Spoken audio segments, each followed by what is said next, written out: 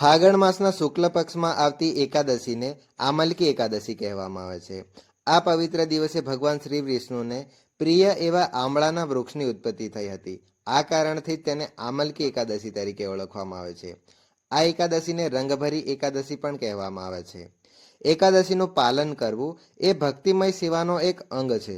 જો કોઈ વ્યક્તિ એકાદશીના વ્રતનો અનાદર કરે છે તો તેના આધ્યાત્મિક જીવનનો સંપૂર્ણ નાશ થઈ જાય છે.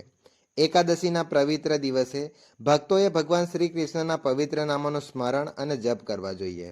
આ વચન સ્વયં ભગવાન શ્રી ચૈતન્ય મહાપ્રભુએ આપ્યું હતું. તેઓએ જ શ્રી કૃષ્ણ છે કે જેમણે શ્રીમતી રાધા રાણીની ભાવનાઓને સ્વીકાર કરીને લગભગ 550 વર્ષ પહેલા જ પૃથ્વી પર અવતાર ધારણ કર્યો હતો.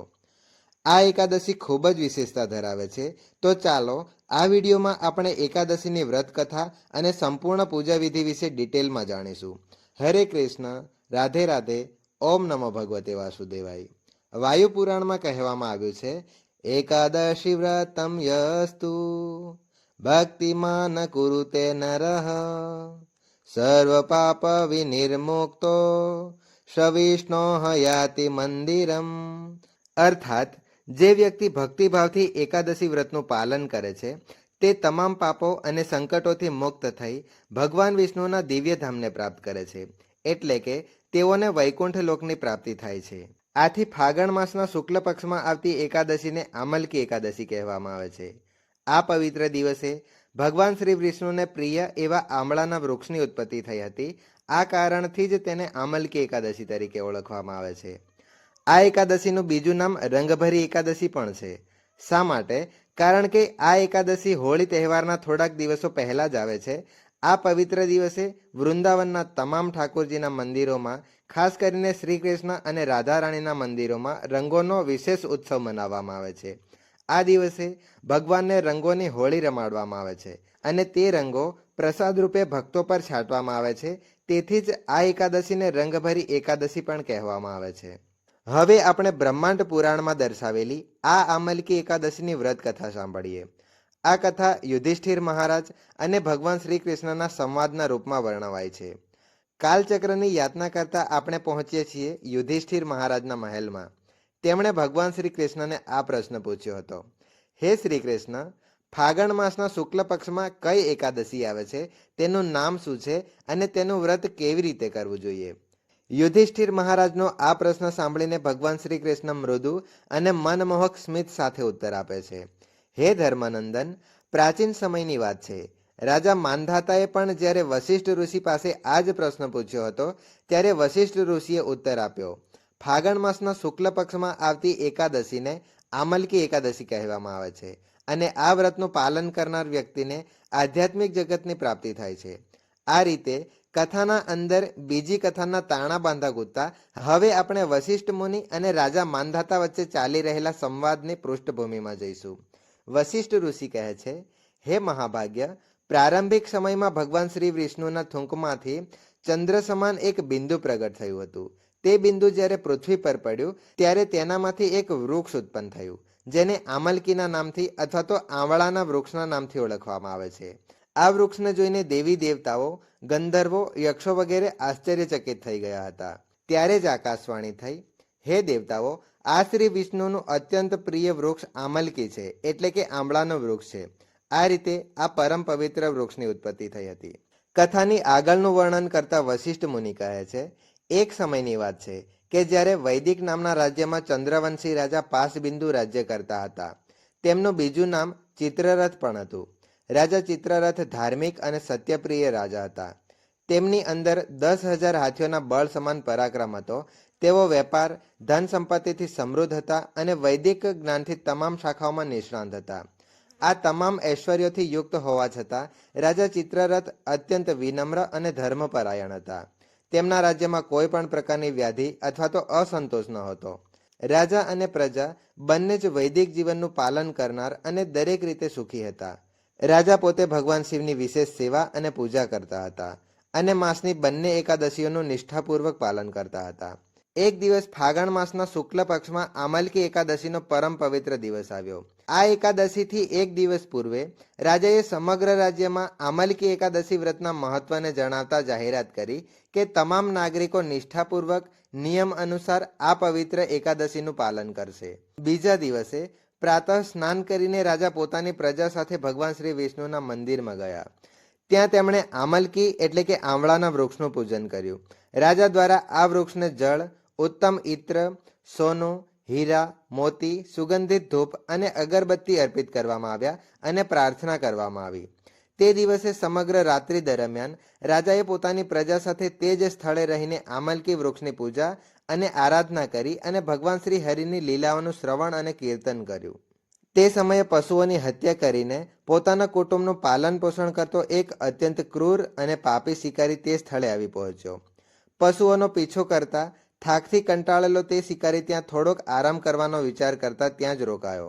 જેમ જેમ તે વૃક્ષની નીચે પહોંચ્યો તેણે જોયું કે રાજા પોતાની પ્રજાજનો સાથે આમલકી વૃક્ષની પૂજા કરી રહ્યા છે. આ જોઈને તેને ખૂબ જ આશ્ચર્ય થયું. આ આશ્ચર્યને જોતા તે શિકારી તે જ વૃક્ષની પાછળ છુપાઈને આખી રાત ત્યાં જ બેઠો રહ્યો અને રાજા દ્વારા કરવામાં આવતી પૂજા નિહાળતો રહ્યો તથા ભગવાન શ્રી કૃષ્ણની કથા સાંભળતો રહ્યો.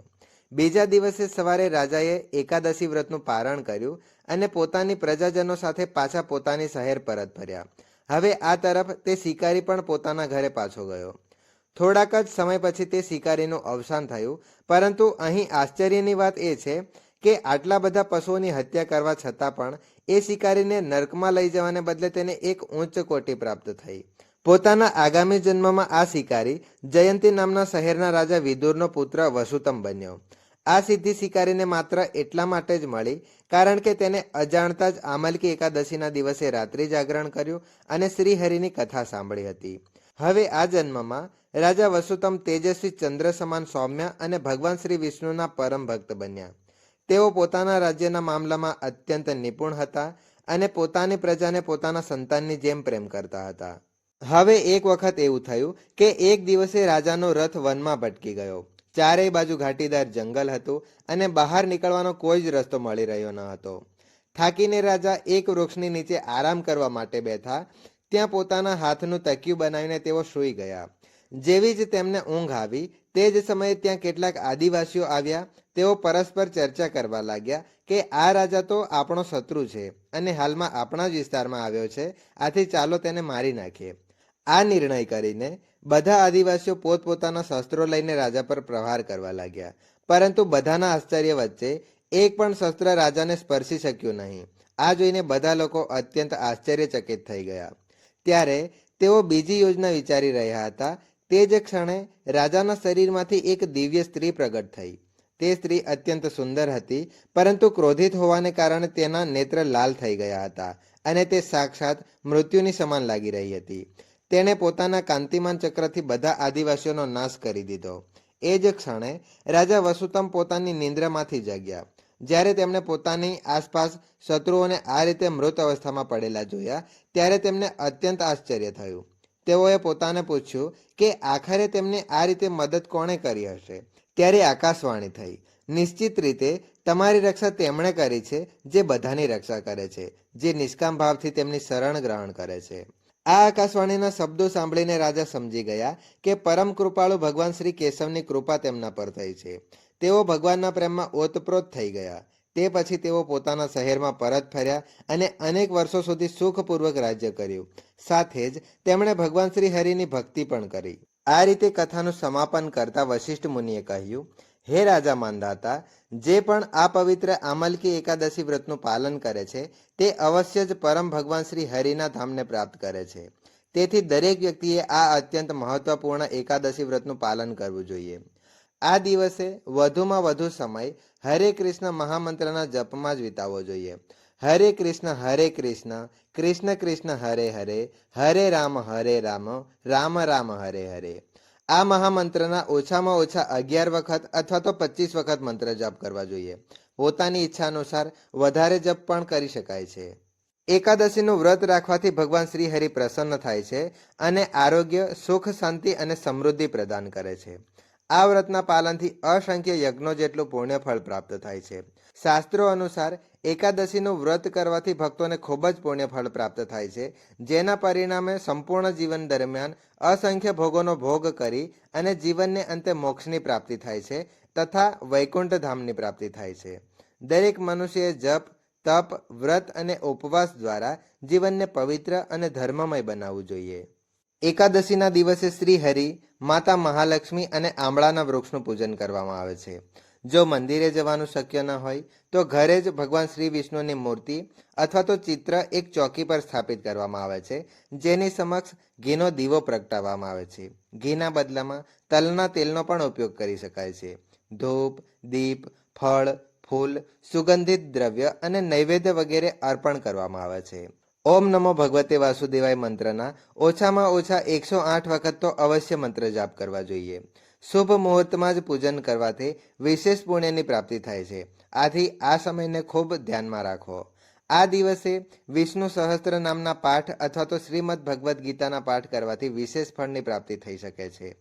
શ્રી નારાયણને તુલસી અને સુગંધિત પુષ્પો અર્પણ કરવાથી તેઓ ખૂબ જ પ્રસન્ન થાય છે. આ દિવસે આંબળાના વૃક્ષનું રોપણ કરવું અને તેનું પૂજન કરવું અત્યંત શુભ અને કલ્યાણકારી માનવામાં આવે છે. દાન, પુણ્ય, અન્નદાન અને ગૌદાન કરવાથી જીવનમાં શુભતા અને શાંતિ વધે છે. એકાદશીનું વ્રત રાખવાથી ભગવાન શ્રી હરિની અપરંપાર કૃપા પ્રાપ્ત થઈ શકે છે. એકાદશીનું વ્રત અને પૂજન દ્વારા ભગવાન શ્રી નારાયણની કૃપાથી સફળતા અને સમૃદ્ધિ પ્રાપ્ત થાય છે. જે વ્યક્તિ શ્રદ્ધા અને ભક્તિપૂર્વક આ વ્રત કરે છે તેને પાપોમાંથી મુક્તિ અને ઈચ્છિત ફળ પ્રાપ્ત થાય છે. આ પવિત્ર વ્રતના પાલનથી માનવ જીવનમાં આધ્યાત્મિક શાંતિ અને પરમધામમાં સ્થાન પ્રાપ્ત થાય છે. અંતતઃ રંગભરી એકાદશી વ્રતના પવિત્ર દિવસે ભક્તિપૂર્વક શ્રી હરિની આરાધના કરવી જોઈએ અને તેમના આશીર્વાદ પ્રાપ્ત કરવા જોઈએ. તે સિવાય ભગવાન શ્રી હરિની કથાનું શ્રવણ કરવું જોઈએ. આ દિવસે ભગવદ્ ગીતા અથવા તો શ્રીમદ ભાગવતનું પાઠ કરવા જોઈએ, વાંચવા જોઈએ અથવા તો સાંભળવા જોઈએ. આ દિવસે ખાસ કરીને કોઈ પણ પ્રકારના વ્યર્થ કાર્યો અને વાતોમાં સમય ન બગાડવો જોઈએ, જેમ કે ટીવી દેખવી, સિરિયલ્સ જોવી અને મોબાઈલમાં વધારે પડતું વળગી રહેવું. આમલકી એકાદશીના વ્રતનું પાલન કરવાથી ભક્તોને ભગવાન શ્રી હરિની અપાર કૃપા પ્રાપ્ત થાય છે અને અંતે તે મોક્ષની પ્રાપ્તિ કરે છે. આ દિવસે મનને ભગવાન શ્રી કૃષ્ણના સુંદર સ્વરૂપ પર કેન્દ્રિત રાખીને જીવાથી સતત તેમનું નામ જપવું જોઈએ. ઉપવાસનું પાલન કરીને અનાજનું સેવન ટાળવું જોઈએ, જેથી ચેતનાને શુદ્ધ અને સાત્વિક રાખીને વ્રતનું પૂર્ણ પાલન કરી શકાય. આ વખતની એકાદશી વિશેષ છે કારણ કે થોડા જ દિવસોમાં હોળી આવવાની છે. તેથી જ તો આ એકાદશીને રંગભરી એકાદશી પણ કહેવામાં આવે છે. તો આવો આ અમલકી એકાદશીના વ્રતનું પૂર્ણ ભક્તિભાવ અને શ્રદ્ધાપૂર્વક પાલન કરીએ અને પરમ ભગવાન શ્રી કૃષ્ણના ચરણ કમલોમાં પ્રાર્થના કરીએ કે તેઓ આપણને તેમની શુદ્ધ પ્રેમ ભક્તિ પ્રદાન કરે અને આપણને તેમના શુદ્ધ ભક્તોનો સંગ અને સેવા સદાય પ્રાપ્ત કરાવે. જો તમને આ માહિતી ઉપયોગી લાગી હોય તો તેને તમારા પરિવાર અને મિત્રો સાથે જરૂર શેર કરો, જેથી તેઓ પણ આ શુભ વ્રતનો લાભ લઈ શકે. જોઈએ આ વખતે 2025માં ફાગણ શુક્લ એકાદશીની તિથિ 9 માર્ચે રવિવારના દિવસે સવારે 7:46 શરૂ થશે અને એકાદશી તિથિ 10 માર્ચે સોમવારના દિવસે સવારે 7:44 પૂર્ણ થશે. હવે આવી સ્થિતિમાં રવિવારે 10મી તિથિ પણ છે અને એકાદશી તિથિ પણ લાગુ પડી રહી છે. તો વાત કરીએ કે કઈ તિથિએ વ્રત રાખવું યોગ્ય રહેશે. તો જ્યારે એકાદશી તિથિ 2 દિવસમાં આવે છે ત્યારે બીજે દિવસે એકાદશીનું વ્રત રાખવું વધુ શુભ અને યોગ્ય માનવામાં આવે છે. તેથી આ વખતે 10 માર્ચે સોમવારે આમલકી એકાદશીનું વ્રત રાખવામાં આવશે. એક દિવસ પહેલા એટલે કે રવિવારે 10મી તિથિના નિયમોનું પાલન કરવામાં આવશે. 10 માર્ચ સોમવારે બ્રહ્મ મુહૂર્તનો સમય સવારે 5:07 થી 5:55 સુધી રહેશે. સૂર્યોદય સવારે 6:44 થશે, જ્યારે સૂર્યાસ્ત સાંજે 6:30 થશે. પ્રાતઃકાળ પૂજા મુહૂર્ત સવારે 7:45 થી 8:51 સુધી રહેશે. આ ઉપરાંત તમે બ્રહ્મ મુહૂર્તમાં પણ પૂજન કરી શકો છો. સાંજની પૂજાનું મુહૂર્ત સાંજે 6:24 થી 7:39 સુધી રહેશે. રાહુકાળનો સમય સવારે 6:30 થી 9 વાગ્યા સુધી રહેશે. આ વખતે એકાદશીના દિવસે શરૂઆત સિદ્ધિ યોગ સવારે 6:36 થી રાત્રે 12:51 સુધી રહેશે. શોભન યોગ સવારથી બપોરે 1:57 સુધી રહેશે. રવિ પુષ્ય નક્ષત્રનો શુભયોગ પણ બની રહ્યો છે, જે આખો દિવસ ચાલ્યા પછી રાત્રે 12:51 પૂર્ણ થશે. ભદ્રા આ વખતે સવારે 6:36 થી 7:44 સુધી રહેશે. ભદ્રાની કુલ અવધિ 68 મિનિટની રહેશે. આ વખતે ભદ્રાનો વાસ મૃત્યુલોકમાં રહેશે. તેથી મૃત્યુલોકમાં ભદ્રા રહે છે ત્યારે તે પૃથ્વીલોકના લોકો માટે અશુભ માનવામાં આવે છે. આ વખતે ભદ્રા દરમિયાન તમે પૂજન પણ કરી શકો છો, અને જો કોઈ શુભ કાર્ય કરવા ઈચ્છતા હોય તો ભદ્રાનો સમય પૂર્ણ થયા બાદ તે શરૂ કરી શકાય છે. દ્વાદશી તિથિ 10 માર્ચ સોમવારના દિવસે સવારે 7:45 થી શરૂ થશે. આ સાથે જ હરિવાસરનો સમય પણ શરૂ થઈ જશે. અને દ્વાદશી તિથિ 11 માર્ચ મંગળવારના દિવસે સવારે 8:13 પૂર્ણ થશે. દ્વાદશી તિથિ એટલે કે 11 માર્ચ મંગળવારે સૂર્યોદય સવારે 6:43 થશે, જ્યારે સૂર્યાસ્ત સાંજે 6:30 થશે. બ્રહ્મ મુહૂર્ત સવારે 5:06 થી 5:54 સુધી રહેશે. પ્રાતઃકાળ પૂજા મુહૂર્ત સવારે 5:22 થી 6:35 સુધી રહેશે. અભિજીત મુહૂર્ત બપોરે 12:13 થી 1 વાગ્યા સુધી રહેશે. રાહુકાળ બપોરે 3 વાગ્યાથી 4:30 વાગ્યા સુધી રહેશે. હરિવાસરનો સમય 10 માર્ચે સોમવારના દિવસે એટલે કે એકાદશી વ્રતના દિવસે જ બપોરે 1 વાગ્યા સુધી પૂર્ણ થશે. હરિવાસર જેટલો સમય રહેશે ત્યાં સુધી વ્રત ખોલવું નહીં જોઈએ. પરંતુ આ વખતે પણ ઘણા લોકો માહિતીના અભાવના કારણે કદાચ રવિવારે એકાદશીનું વ્રત રાખી શકે. તો તમે સોમવારે બપોરે 1 વાગ્યાથી 3 વાગ્યાની વચ્ચે પારણ કરી શકો. સવારે પારણ કરવું ન જોઈએ. આમલકી એકાદશી વ્રતનું પારણ 11 માર્ચે મંગળવારે સવારે 6:44 થી 8:13 વચ્ચે કરવાનું રહેશે. એટલે કે આ સમય દરમિયાન વ્રત ખોલવાનું રહેશે. અહીંયા એ વાતનું ખાસ ધ્યાન રાખવામાં આવશે કે 8:01 પછી દ્વાદશી તિથિ પૂર્ણ થઈ જશે.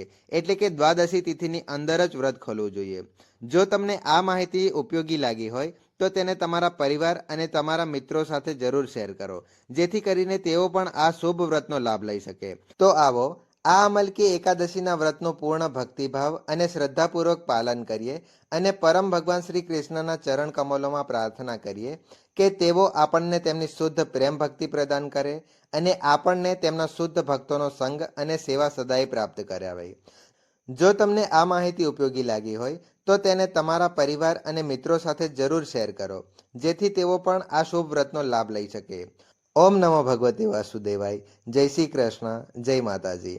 આ વિડીયોમાં આપેલી માહિતી જો તમને પસંદ આવી હોય તો વિડીયોને લાઇક કરી ચેનલને સબસ્ક્રાઇબ કરી બેલ આઇકનને જરૂર પ્રેસ કરી દેજો, જેથી કરીને આવનાર આવા જ વ્રત કથાઓની માહિતીની નોટિફિકેશન તમને તરત જ મળી શકે. ધન્યવાદ.